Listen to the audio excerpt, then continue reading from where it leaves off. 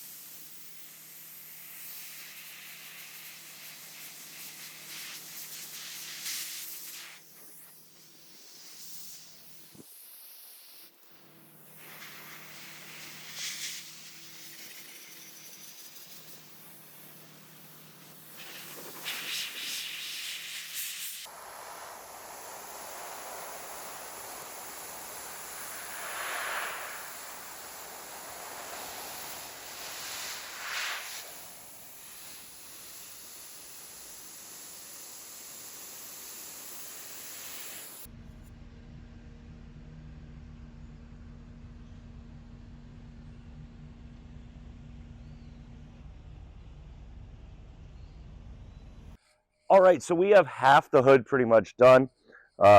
Just a couple things. This thing blows great. This is the Harbor Freight Sandblaster that we've had for 5 years. And now with the new air compressor, that thing runs like a top. It runs amazing. Now, the one piece on the bottom I need to replace, it is falling apart. But one part and a hose in that long, 5 years, and majority of the time it sits outside. So it's weather beaten. As you can see, it's not the same red as it was when we got it, but it still works amazing. So this thing comes out great.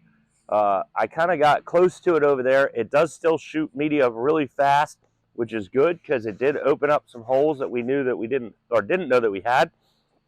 And it was taking off all this undercoating. Now, once we get some more, we're going to get the hood all sprayed off or all sandblasted and then get it back inside because I want to start working on the rust on the hood.